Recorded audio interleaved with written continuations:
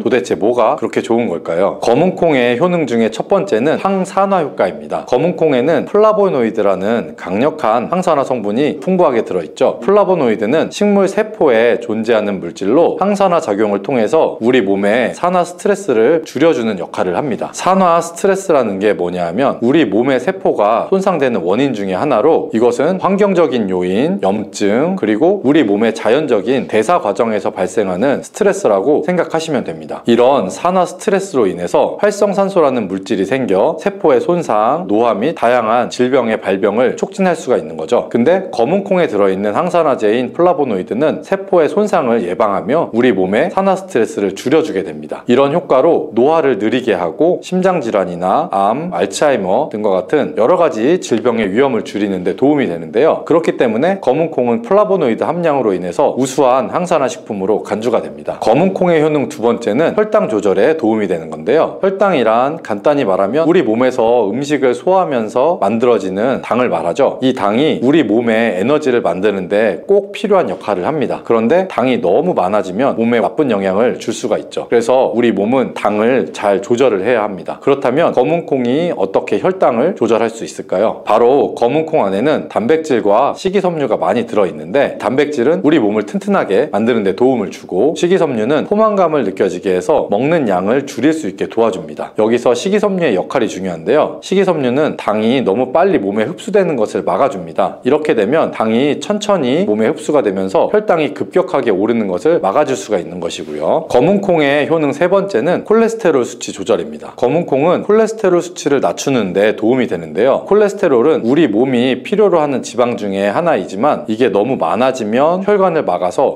심근경색이나 뇌혈관 질환을 일으키는 원인이 되죠. 근데 검은콩에 들어있는 식이섬유는 우리 몸에서 콜레스테롤을 흡수하는 것을 줄여주는 역할을 합니다. 그 중에서 특히 검은콩에 들어있는 용해성 식이섬유는 콜레스테롤과 결합하여 그것을 체외로 배출하는 데 도움을 주는데요. 그것 말고도 검은콩에는 불포화 지방산이라는 건강한 지방도 풍부하게 들어있습니다. 불포화 지방산은 나쁜 콜레스테롤인 LDL 콜레스테롤을 줄이고 좋은 콜레스테롤인 HDL 콜레스테롤을 늘려주는 역할을 합니다. 이렇게 해서 심장 건강을 유지하는 데 도움을 주게 되는 것이죠. 검은콩 검은콩의 효능 네 번째는 눈 건강에 도움을 주는 겁니다. 검은콩에는 눈 건강에 도움이 되는 여러 가지 영양소가 들어있는데요. 그 중에서도 루테인과 지아잔틴은 눈 건강에 특히 중요한 역할을 합니다. 루테인과 지아잔틴은 우리 눈의 황반 부분에 많이 있는 영양소인데, 이 황반은 우리가 선명하게 볼 수 있게끔 해주는 아주 중요한 부분입니다. 루테인과 지아잔틴은 이 황반을 보호해주면서 밀도를 유지시켜서 눈의 노화를 막아주고 블루라이트와 같은 UV 파장의 빛으로부터 보호하는 역할을 하게 되죠. 특히 루테인과 지아잔틴은 황반 변성이라는 눈 질환을 예방하는 데 도움을 주는데요. 황반 변성은 우리가 나이를 먹으면서 발생할 수 있는 눈의 질환으로 증상이 만약 심해지게 되면 시력을 잃게 만드는 주요 원인 중에 하나입니다. 검은콩의 효능 다섯 번째는 뼈를 튼튼하게 해주는 건데요. 검은콩은 뼈 건강에 도움이 되는 여러 가지 영양소를 함유하고 있습니다. 그 중에서도 칼슘과 마그네슘이 뼈 건강에 특히 중요한 역할을 하는데요. 먼저 칼슘은 우리 뼈와 이를 지탱하는 치아를 만드는 주요 성분이죠. 또 우리 몸의 다른 중요한 기능들, 예를 들면 심장 박동이나 신경 전달에도 필요한 물질이고요. 이러한 중요한 칼슘이 검은콩에 아주 풍부하게 들어있어서 꾸준히 섭취하면 뼈를 튼튼하게 해주는데 탁월한 식품이라고 할 수 있습니다. 그리고 마그네슘도 뼈 건강에 중요한 역할을 하는 미네랄인데요. 마그네슘은 칼슘이 우리 뼈에 제대로 흡수되는 것을 도와주게 됩니다. 또 마그네슘은 뼈의 구조를 유지하는 데 필요하고 뼈를 강하게 만드는 데도 도움을 줍니다. 검은콩의 효능 여섯 번째는 피부 노화를 막아주는 효능입니다. 검은콩에 들어있는 비타민 E, 아미노산, 그리고 항산화 성분이 피부 건강에 특히 중요한 역할을 하는데요. 먼저 비타민 E는 피부를 보호하는 데 중요한 역할을 합니다. 비타민 E가 피부의 수분을 유지하는 데 도움을 주는데요. 추가로 비타민 E는 피부 재생을 지원하고 피부 표면의 건강을 유지하는 데 필요한 지방산을 보호하는 역할까지 합니다. 이것뿐만이 아니라 검은콩에 들어있는 아미노산은 우리 몸의 단백질을 만드는 데 필요한 성분이죠. 이것이 왜 피부에 좋냐 하면, 우리의 피부는 대부분 콜라겐이라는 단백질로 이루어져 있는데, 바로 이 콜라겐은 피부 탄력을 유지해 주는데 좋아서 항상 탱탱한 피부로 보이게 되는 거죠. 또 검은콩에는 아미노산이 풍부하게 들어있는데요. 아미노산도 콜라겐 생성에 도움을 줍니다. 검은콩의 효능 일곱 번째는 치매를 예방하는 효능이 있다는 겁니다. 검은콩에는 오메가3 지방산이라는 불포화 지방산이 들어있는데요. 이 오메가3는 우리 몸이 스스로 생성하지 못하기 때문에 식품을 통해서 섭취해야 하는 필수 지방산입니다. 근데 오메가3 지방산이 뇌 건강에 매우 중요한 영향이 있다는 게 중요한 포인트죠. 뇌는 약 60%가 지방으로 이루어져 있고, 그 중에 대부분이 오메가3 지방산인 DHA로 구성이 되어 있습니다. 바로 이 오메가3가 뇌 세포의 막을 구성하면서 신경전달 물질의 생성과 기능에 관여하며 학습 능력과 기억력을 향상시키는 데 도움을 줍니다. 또 오메가3는 뇌의 염증을 줄이고 뇌 세포를 보호하는 역할도 하죠. 이것이 뇌의 노화를 지연시키고 뇌 질환을 예방하는 데 도움을 주는 겁니다. 결국 오메가3 지방산은 치매 같은 뇌 질환의 위험을 감소시키는 데 효과적이라고 할 수가 있습니다. 검은콩의 효능 여덟 번째는 탈모 예방입니다. 검은콩에는 모발에 영양분을 주는 비타민 B가 풍부하고 모발 성장의 필수 성분인 시스테인이 가득한데요. 이 성분들이 혈액 순환에도 도움을 줘서 탈모도 예방이 되고 새치가 생기는 것도 막아주는 모발 건강에 정말 필요한 성분이라고 할 수가 있습니다. 정말 검은콩의 효능이 어마어마하지 않나요? 그러니까 나이가 들수록 꼭 드셔야 하는 음식이라고 생각이 드시죠? 근데 이런 어마어마하게 좋은, 몸에 좋은 검은콩도 드실 때 주의해야 할 점이 있는데요. 아무리 좋다고 해도 과다 섭취는 안 되는 거 아시죠? 검은콩에는 피틴산이라는 성분이 들어있는데, 이는 식물이 생장하는 과정에서 필요한 미네랄을 저장하는 역할을 합니다. 하지만 이 성분이 과도하게 섭취가 되면 우리 몸에서 필요한 미네랄인 칼슘이나 철분 등의 흡수를 방해할 수가 있습니다. 또 검은콩은 단백질과 식이섬유가 풍부해서 잘 익히지 않고 먹으면 소화가 잘 되지 않을 수가 있습니다. 요리하기 전에 충분히 물에 불리고 완전히 익혀 드시면 되는데요. 하루 섭취 권장량은 50g 정도로 종이컵 한 컵 정도 양이면 충분하다고 할 수 있습니다. 밥할 때 특히 서리태 같은 검은콩 많이 넣으시잖아요. 오늘부터는 충분히 물에 불리고 무조건 많이 넣는다고 좋은 건 아니니 적당량을 잘 넣어서 드시면 좋겠습니다. 근데 검은콩 드실 때 다른 음식들과 같이 먹게 되는데요. 밥 지을 때 넣거나 다른 음식과 같이 먹기도 하는데, 같이 먹으면 독이 될 수 있는 음식이 있다는 거 아실까요? 검은콩과 함께 먹으면 독이 되는 음식 첫 번째는 우유입니다. 유명한 검은콩 두유, 우유도 있는데 무슨 소리를 하는 거지? 하는 분들도 계실 텐데요. 어떤 분들은 우유에 콩을 넣어서 이런 식으로 갈아서 드시는 분들이 있죠. 이게 오히려 몸에 안 좋은 영향을 미칠 수도 있습니다. 왜냐하면 검은콩과 우유를 동시에 섭취하면 피틴산과 칼슘 사이에 상호작용이 발생할 수가 있는데요. 검은콩에는 피틴산이라는 성분이 있는데, 이 피틴산은 식물 성장하는 과정에서 필요한 미네랄을 저장을 하는 역할을 합니다. 이 성분이 우리 몸에 필요한 칼슘과 철분 등의 흡수를 방해할 수가 있는 거죠. 반대로 우유는 칼슘의 주요한 공급원이고, 우리 몸에서는 칼슘이 뼈와 이를 구성하며 신경, 근육 기능, 혈액 응고 등에 꼭 필요한 역할을 하게 하게 되죠. 근데 피틴산이 풍부한 검은콩과 칼슘이 풍부한 우유를 같이 먹게 되면 피틴산이 칼슘 흡수를 방해하기 때문에 우유의 영양소가 제대로 흡수되지가 않을 수가 있습니다. 같이 드시면 절대 안 되거나 나쁜 큰 영향을 미친다는 것이 아니라 각각의 영양소의 섭취 목적으로는 따로 먹는 걸 추천해 드리는 겁니다. 오해하시면 안 되고요. 검은콩과 함께 먹으면 안 되는 음식 두 번째는 토마토입니다. 왜냐하면 토마토가 콩의 단백질 흡수를 방해하고 소화를 어렵게 만들 수 있는 산성이기 때문인데요. 토마토의 산성 성분이 단백질의 흡수를 방해하면 콩에 충분히 들어있는 단백질이 몸에 흡수가 안 되기 때문에 콩의 영양 가치가 아무런 의미가 없게 되는 상황이 올 수가 있습니다. 또 토마토의 산성 성분은 이미 단백질이 풍부하고 소화하기 어려운 콩을 더욱 소화하기 어렵게 만들 수가 있습니다. 그렇지 않아도 나이가 들면 신진대사가 활발하지 않아서 소화가 안 되는데 소화불량을 일부러 더 만들 필요는 없겠죠. 검은콩과 함께 먹으면 안 되는 음식 세 번째는 달걀입니다. 달걀에는 비타민 A가 풍부하게 들어있는데요. 비타민 A는 우리 몸의 면역 시스템을 강화시키고 시력을 유지하는 데도 필요하고 세포의 성장과 분열에도 중요한 역할을 하게 됩니다. 그리고 검은콩에는 트립신이라는 아미노산이 들어있는데요. 트립신은 우리 몸이 단백질을 만드는 데 필요한 중요한 구성 요소가 되고 신경 전달 물질인 세로토닌과 멜라토닌의 생산에도 필요한 아미노산입니다. 그런데 달걀의 비타민 A와 검은콩의 트립신이 함께 섭취되면 어떻게 될까요? 둘 사이에 화학적 상호작용이 발생해서 소화 과정에 영향을 미칠 수가 있는데요. 이 상호작용은 단백질의 소화를 방해하거나 또 비타민 A의 흡수를 저해하게 될 수가 있는 겁니다. 또 트립신은 소화 효소의 활동을 저해하는 특성이 있습니다. 따라서 트립신이 풍부한 검은콩과 비타민 A가 풍부한 달걀을 섭취하면 좋은 영양소를 흡수하지 못하는 결과를 가져올 수가 있습니다. 앞으로는 무심코 검은콩과 같이 먹을 때 독이 되는 음식은 같이 안 드셨으면 좋겠습니다. 그렇다면 같이 먹을 때 궁합이 정말 잘 맞는 음식도 있겠죠? 정말 찰떡궁합인 음식들도 있습니다. 검은콩과 궁합이 정말 잘 맞는 음식 첫 번째는 흰 쌀밥입니다. 이미 다들 밥에 검은콩 넣어서 드셔보시잖아요. 밥하고 검은콩은 그만큼 궁합이 잘 맞는다고 이미 알고 계신 거죠. 검은콩에 들어있는 식이섬유는 소화 과정에서 천천히 분해가 되고 흡수가 돼서 긴 시간 동안 포만감을 유지시키는 데 도움이 되는데요. 밥과 함께 섭취하면 이런 효과가 더욱 증가를 하게 돼서 다이어트에도 효과적이라고 할 수가 있습니다. 또 검은콩에는 저항성 전분이라는 성분이 들어있는데 이 성분이 혈당 수치의 급격한 상승을 막아주는 역할을 합니다. 흰 쌀밥에는 탄수화물이 많아서 혈당 수치가 급격히 상승할 수 있지만 검은콩과 함께 섭취하면 당 수치를 완화시키는데 도움이 되는 것이고요. 이처럼 검은콩과 흰 쌀밥을 같이 먹으면 충분한 영양소 섭취, 포만감, 혈당 조절 이렇게 일석삼조의 효과를 누릴 수 있으니 정말 찰떡궁합인 것입니다. 검은콩과 궁합이 정말 잘 맞는 음식 두 번째는 당근입니다. 당근에는 비타민, 미네랄, 식이섬유 등 다양한 영양소를 함유하고 있죠. 특히 루테인이 풍부한 당근은 강력한 항산화 효과와 눈 건강을 유지하는 데 아주 좋은 재료인데요. 검은콩과 루테인이 풍부한 당근을 함께 섭취하면 콩의 단백질이 당근의 영양소 흡수를 돕는 동시에 당근의 루테인이 콩의 영양소 흡수를 돕습니다. 서로 소화가 잘 되고 영양소 흡수가 잘 되게 도와주는 음식이 되는 거고요. 당근 말고도 시금치와 같은 채소도 비슷한 역할을 하니까 식사하실 때 당근이 들어간 음식이나 시금치나물 같은 음식들과 같이 드시면 효과가 정말 좋을 거라고 생각합니다. 검은콩과 궁합이 정말 잘 맞는 음식 세 번째는 닭고기입니다. 검은콩은 식물성 단백질의 좋은 원천이라고 잘 알고 계실 거예요. 근데 이 식물성 단백질은 동물성 단백질에 비해서 필수 아미노산의 비율이 적은데요. 필수 아미노산은 우리 몸이 스스로 생산할 수 없는 아미노산으로 반드시 음식을 통해 섭취해야 하는 성분입니다. 닭고기는 동물성 단백질의 좋은 원천이고 모든 필수 아미노산을 골고루 함유하고 있습니다. 따라서 검은콩과 닭고기를 함께 섭취하면 두 가지 종류의 단백질이 서로를 보완하게 되는데요. 이렇게 함께 섭취하면 검은콩에서는 얻을 수 없는 필수 아미노산을 닭고기에서 보충할 수가 있습니다. 반대로 동물성 단백질만을 섭취할 때보다 식물성 단백질의 섭취 비율을 늘려주는 것은 심혈관 건강에도 정말 좋은 효과를 볼 수가 있습니다.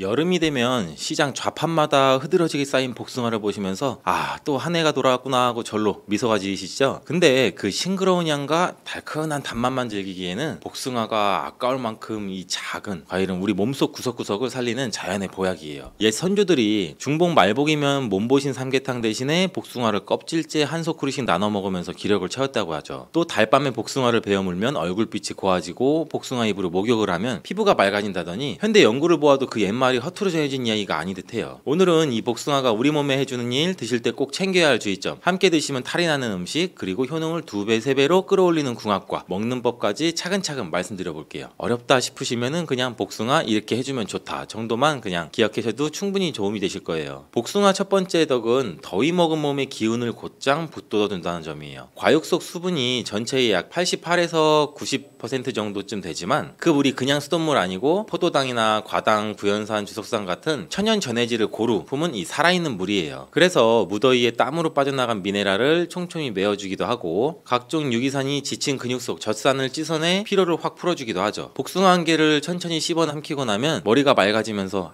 목구멍까지 생기가 찼구나 하는 느낌도 받으신 분도 많을 거예요. 두 번째로는 혈관을 매끈하게 닦아주는 거예요. 복숭아 껍질과 과육에 든 페놀 화합물, 특히 클로로겐산, 네오클로로겐산, 그리고 수용성 식이섬유 팩틴이 혈중 LDL 콜레스테롤을 잡아 끌어서 대변으로 함께 내보내기도 하죠. 칼륨도 꽤 많아서 짠 음식을 통해 들어온 나트륨을 소변으로 배출시켜서 혈압을 부드럽게 낮춰주기도 해요. 실제로 65세 이상 고혈압 환자를 대상으로 한 국내 소규모 실험에서 하루 복숭아 1개씩 4주 동안 먹인 결과 평균 수축기 혈압이 약 5 정도 가까이 내려간 사례도 보고된 바가 있어요. 세 번째는 항암이나 항노화 힘이에요. 색을 나타내는 베타카로틴, 루테인, 라이코펜 같은 이 카로티노이드와 각종 플라보노이드가 활성산소를 소광로처럼 청소해줘서 세포 유전자가 삭는 것을 늦춰줘요. 미국 워싱턴 주립대학교 연구진이 복숭아 추출물을 유방암 세포에 처리했더니 정상 세포는 그대로인 채 이 암세포 증식이 뚝 끊겼다는 결과도 유명하죠. 폐나 간이나 대장, 피부 세포에서도 유사한 보호 효과가 확인되고 있어요. 네 번째는 피부 미용이죠. 복숭아 추출물이 멜라닌 생성 효소 티로시나아세를 억제해서 기미나 주근깨를 옅게 하고 과육 수분이 진피층까지 스며들어서 여름철 갈라진 피부에 촉촉함을 채워주죠. 타닌이나 마그네슘이 피부 탄력을 높여서 이 모공을 오므려주니 얼굴이 한 톤 밝아졌다는 말을 듣기도 쉽죠. 무엇보다 복숭아를 껍질째 드시면 과육보다 5배 가까이 많은 섬유질이 장을 청소해 피부 트러블 원인을 함께 없애주기도 해요. 다섯 번째, 장 건강과 변비 개선이죠. 복숭아 섬유질은 불용성과 수용성이 반반이라 배변 부피를 늘려주고 장성 유익균에게 먹이를 공급해 배변 리듬을 고르게 맞춰주죠. 위염이나 위궤양, 신장결석, 방광결석 예방에도 식이섬유가 큰 몫을 한다는 점도 잘 아시죠. 여섯 번째는 여성질환과 뼈 건강. 복숭아는 따뜻한 기운이라 손발이 차고 아랫배가 뻐근한 여성에게 아주 잘 맞아요. 복숭아씨 한약에서 도인은 예로부터 월경불순 생리통에 쓰였고 과육 속 칼슘, 인, 마그네슘, 베타카로틴은 폐경 이후 급격히 줄어드는 골밀도를 붙드는 데 도움이 돼요. 일곱 번째, 신경안정과 숙면. 복숭아에는 마그네슘, 구연산, 아스파라긴산이 풍부해서 과도한 교감신경 흥분을 눌러주고 아미그달린, C보다는 과육에 더 많아요. 이 아미그달린이 심리적인 긴장을 또 완화해주기도 하죠. 잠자기 한두 시간 전에 작은 복숭아 1개를 드셔보세요. 속이 거북하지 않으면서도 마음이 차분해져서 열대야 불면에 큰 도움이 될 수가 있어요. 여덟 번째, 금연, 숙취, 해독. 앞서 말씀드린 알카리성 유기산들과 아스파라긴산이 간 해독 효소를 자극해 니코틴과 알코올 대사산물을 빠르게 배출시켜요. 흡연자에게 복숭아를 꾸준히 먹였더니 소변 니코틴 배출량이 70% 이상 늘었다는 국내 연구 결과 흡연 배우자님께 살짝 전해보세요. 잔소리보다 효과가 더 좋을지도 몰라요. 이렇듯 이로운 복숭아지만 드실 때 몇 가지 주의도 필요하겠죠. 첫 번째는 알러지. 복숭아 껍질의 솜털과 과육 단백질이 항원으로 작용해서 입술이 부어오르고 가려움증, 두드러기를 일으킬 수가 있어요. 예전에는 없던 분이 중년에 갑자기 나타나기도 하니 새로 사신 복숭아를 드실 때는 한두 조각만 먼저 맛을 보고 몸 반응을 살피시는 게 좋죠. 둘째는 과도한 섭취로 인한 복통이나 설사. 섬유질이 많아서 한 번에 3-4개씩 드시면 장이 놀라서 배가 아플 수가 있어요. 성인 기준으로 하루 1개, 대형은 약 반 개 정도면 충분하고요. 셋째는 씨앗 독성. 복숭아 씨에는 아미그달린이 다량 들어있어서 많이 삼키면 시화나물 중독 위험도 있죠. 껍질은 가능하면 드셔도 씨앗은 꼭 버리세요. 네 번째는 이 당뇨 환자의 혈당이 급격하게 올라갈 수가 있어요. 복숭아 자체 GI는 약 30에서 50으로 낮은 편이지만 잘 익어 물렁물렁하면 흡수 속도가 빨라져요. 단단한 천도복숭아를 껍질째 한 3분의 1에서 반 정도만 식후 간식으로 드시면 무리가 적어요. 함께 먹으면 탈이 나는 음식도 한번 알아두셔야겠죠. 기름기가 많은 장어나 삼겹살, 버터류와 같은 고지방 식품을 복숭아와 곧바로 섞어 드시면 복숭아에 든 유기산이 지방을 잘게 부수지 못하고 소화기관을 자극해서 복통이나 설사를 부를 수 있어요. 또 인삼이나 홍삼처럼 열이 강한 보양식 바로 뒤에 복숭아를 많이 섭취하면 상반된 기운이 충돌해서 속이 메스꺼울 수가 있죠. 반대로 복숭아와 찰떡궁합인 음식들도 있죠. 시원한 블루베리나 자색 포도 같은 베리류는 복숭아와 색이 달라서 항산화 스펙트럼을 더 넓혀주고 요구르트나 그릭 요거트 속 유산균은 복숭아 팩틴을 먹이 삼아 장내에서 더 잘 자라게 해줘요. 아침에 오트밀 혹은 현미밥 조금과 복숭아 블루베리 요거트를 한 그릇에 담아 드시면 혈당도 안정되고 포만감 포만감도 오래가니 추천드려요. 견과류를 한 두어 알 곁들이면 비타민 A나 E 흡수가 훨씬 좋아져 눈 피부 보호에 시너지 효과를 나죠. 복숭아 맛과 효과를 살리는 먹는 방법도 챙겨볼까요? 딱복, 단단한 복숭아를 좋아하시면 실온에서 23일 정도 숙성시켰다가 껍질째 얇게 썰어 드시고, 물복, 말랑한 복숭아는 구입 이후 이틀 안에 드시는 게 향과 단맛이 최고예요. 씻을 때는 흐르는 물에 살살 문질러 솜털을 씻어내고, 껍질째 드실 분을 마지막에 속은 한 꼬집 푼 물이나 식초물에 30초 담갔다가 빼면은 농약 걱정을 덜 수 있겠죠. 냉장 보관은 약 15도 정도가 적당하지만 너무 차게 두면 단맛이 또 죽을 수가 있겠죠. 드시기 1시간 전에 실온에 꺼내 두시고, 반대로 실온에 두고 자주 드실 땐 바람이 잘 통하는 그늘에서 종이봉투에 한 알씩 떨어뜨려 담아두면 3일 정도 상태가 유지가 될 수가 있죠. 조금 색다르게 즐기시려면 복숭아 구이를 한번 권장해드려요. 껍질째 반으로 갈라 씨만 빼고 달군 프라이팬에 버터 한 점 대신 올리브유 몇 방울 두른 뒤 중약불에서 겉면에 살짝 갈색줄이 생길 정도만 앞뒤를 구워요. 당분이 농축돼 한층 달콤해지고 엽산이나 폴리페놀 함량도 생것보다 약 1.5배 이상 높아진다는 보고도 있어요. 잔술 즐기신 다음날 아침 구운 복숭아 위에 플레인 요거트를 한 숟갈 얹으면 숙취 해독과 위보호를 동시에 할 수 있으니 참고 한번 해주세요. 날씨가 너무 더우면 얇게 썬 복숭아를 얼음틀에 넣고 생수나 자스민차를 부어 얼음으로 만들어 두셨다가 물 대신 우려 두셔도 좋아요. 복숭아 고르는 법은 어렵지 않아요. 전체가 고르게 연분홍빛을 띠고 손바닥으로 살짝 눌렀을 때 탄성이 느껴지면서도 깊이 들어가지 않으면 속까지 잘 익은 복숭아예요. 껍질에 자연스러운 노란 반점이 든 것은 햇볕을 오래 받아 당도가 높다는 표시니 너무 매끈한 것만 고집하지 않으셔도 돼요. 종이에 하나씩 싸두었다가 선물하실 때는 꼭 껍질은 깨끗이 씻어 가능하면 같이 드세요 하고 말씀해 주셔도 돼요. 하루 섭취 권장량을 정리해 드릴게요. 60대 이상이라면 혈당이나 위장을 고려해 소형 복숭아 기준 하루 1개면 충분하고, 평소 과일을 잘 안 드셨다면 처음 일주일은 반 개 정도로 시작해 장과 피부 반응을 살피시고, 속이 편안하면 1개로 늘리세요. 콩팥 기능이 떨어져 칼륨을 제한받는 분, 과일 알러지가 있는 분, 수술이나 치과 시술을 앞두고 이 혈액 응고제를 드시는 분들은 반드시 주치의와 상담 후에 양을 한번 조절하시기를 권장해드려요. 이렇게만 챙기시면 복숭아는 여름 한철 잠깐 반짝이는 과일이 아니라 당신의 혈관과 장, 피부와 뼈, 그리고 마음까지 보듬어주는 든든한 건강 동반자가 될 거예요. 시장에 가셔서 향긋한 복숭아 한 상자 들고 오신 뒤 솜씨 따라 생것, 구이, 샐러드, 주스 등으로 골고루 즐겨보세요. 달콤함 뒤에 숨어있던 자연의 은혜가 어느새 당신의 하루를 더 가볍고 상쾌하게 만들어줄 거예요.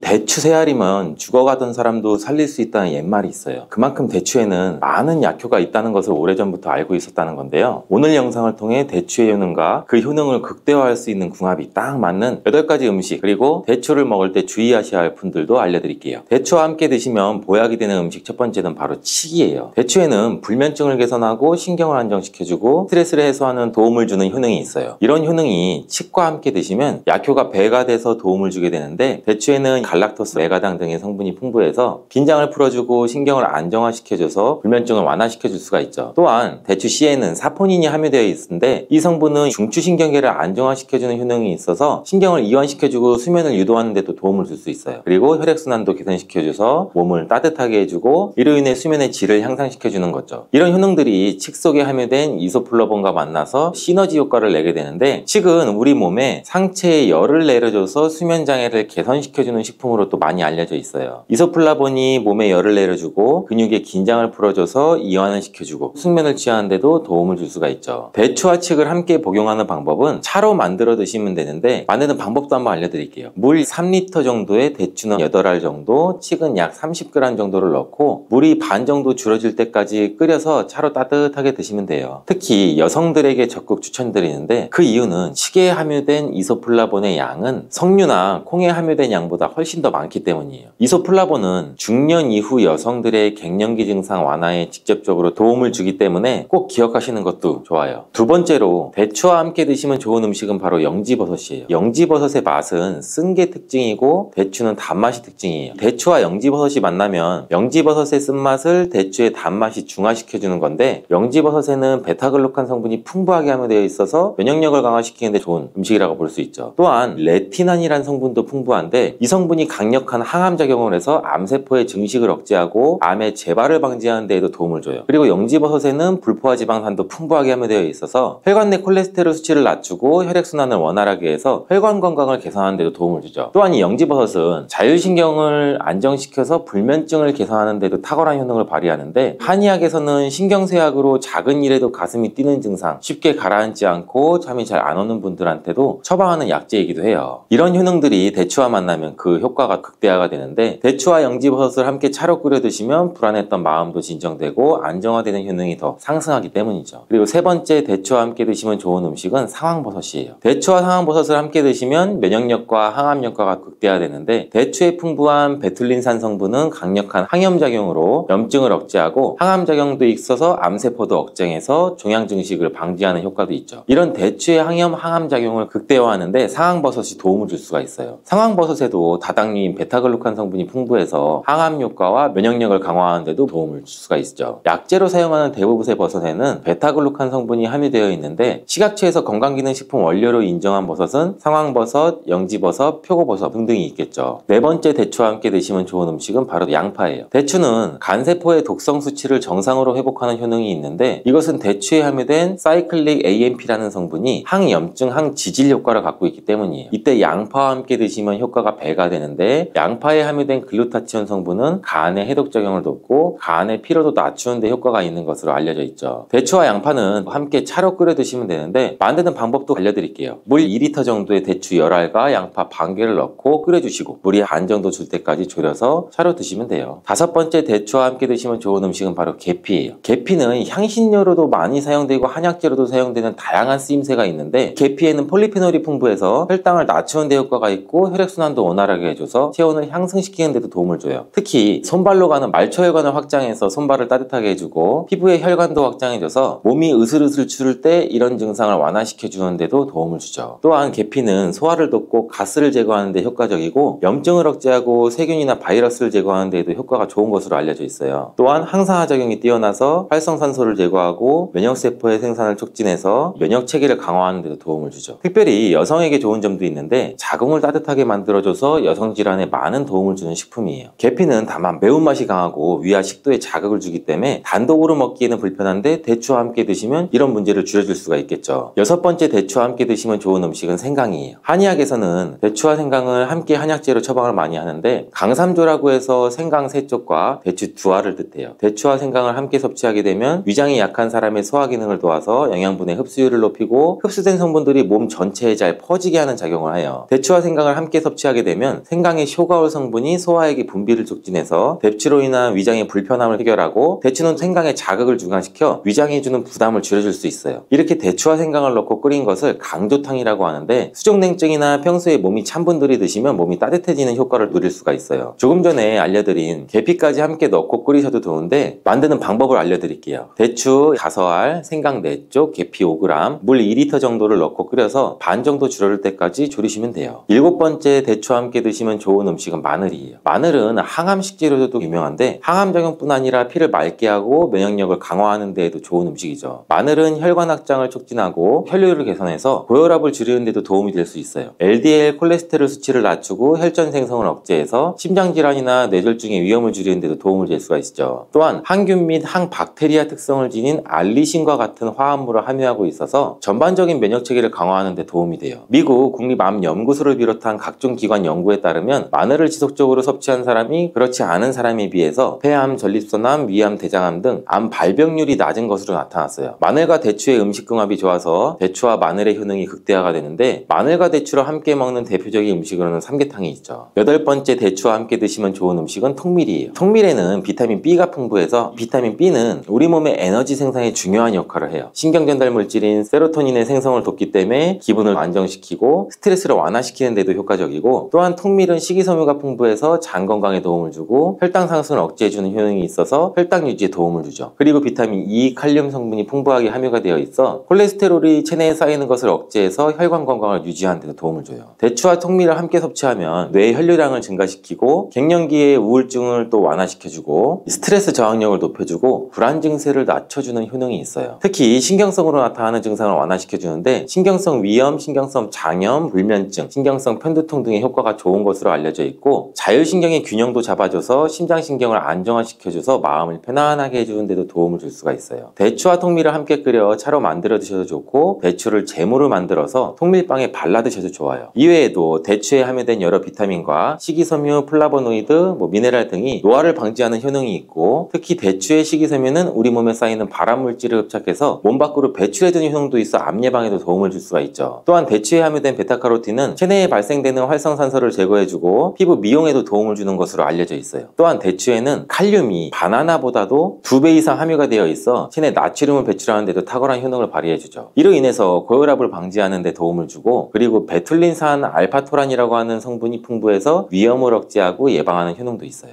대추는 이렇게 좋은 효능들로 건강에 많은 도움이 되지만 모두에게 좋은 건 아니에요. 그럼 대추를 드실 때 주의해야 될 분들을 알려드릴게요. 첫 번째는 바로 당뇨가 있는 분들인데, 대추의 GI 지수는 40에서 60 정도로 높은 편에 속해서 당도가 사과보다 5배 정도 높은데, 당뇨가 있는 분들이 대추를 드시게 되면 혈당이 급격히 올라갈 수 있어 피해줘야 되고, 다만 생강과 계피를 함께 드시면 혈당을 조절하는 데 도움이 되니 꼭 기억하셔서 당뇨가 있는 분들을 대추를 드실 때 조금 더 안전하게 드시길 바라고요. 두 번째는 몸에 열이 많고 땀이 많이 나는 체질을 갖고 있는 분들이에요. 이런 분들은 대추가 몸에 맞지 않는 분들인데, 대추가 좋다고 해서 많이 드시게 되면 오히려 몸이 늘어지고 열이 나고 복통과 설사를 일으킬 수 있어요. 세 번째는 소화력이 약하신 분들, 이런 분들이 대추를 많이 드시게 되면 속이 부글거리고 구토와 설사를 일으킬 수가 있어요. 소화가 잘 안 되시는 분들은 대추를 드실 때 생강과 함께 드시면 증상을 조금 완화시킬 수가 있으니 한번 기억하셔서 참고하시길 바라고요. 네 번째는 대추 알러지가 있는 분들, 이런 분들이 대추를 드시면 호흡곤란이나 입주위가 붓는 현상, 심하면 기도가 폐쇄가 되는 증상까지 일어날 수가 있으니, 이런 증상이 나타나는 이유는 대추에 함유된 특정 단백질이 원인이 돼서 알레르기 반응을 일으키는 거예요. 이런 분들은 다른 과일에도 알러지 반응이 나타날 수 있는 경우가 있으니, 평소에 특정 과일에 알러지 반응이 있으신 분들은 대추를 드실 때는 꼭 한번 체크해 보시고 드시길 바래요.